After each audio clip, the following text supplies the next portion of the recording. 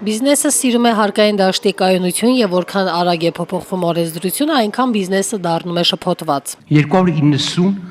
փոփոխություն է տեղի ունեցել։ Համաձայն եք, չէ, որ ոչ մի հաշվապահ, ոչ մի տնտեսվարող սուբյեկտ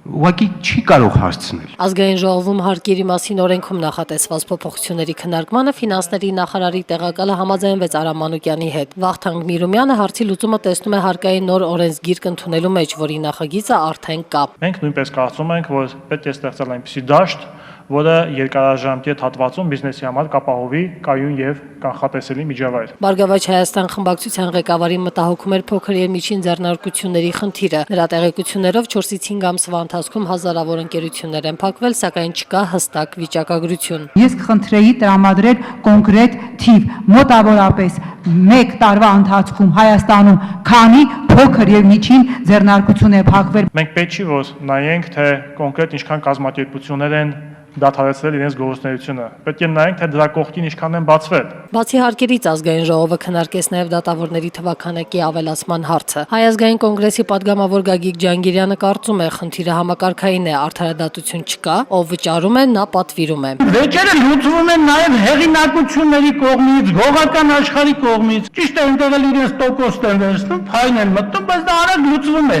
Դատարաններում 4-5 ամիս չպետք է սպասեն, որ առաջին նիստը տեղի ունենա։ Քննարկված նախագծերի քվեարկությունը տեղի կունենա ազգային ժողովի հաջորդ նիստում։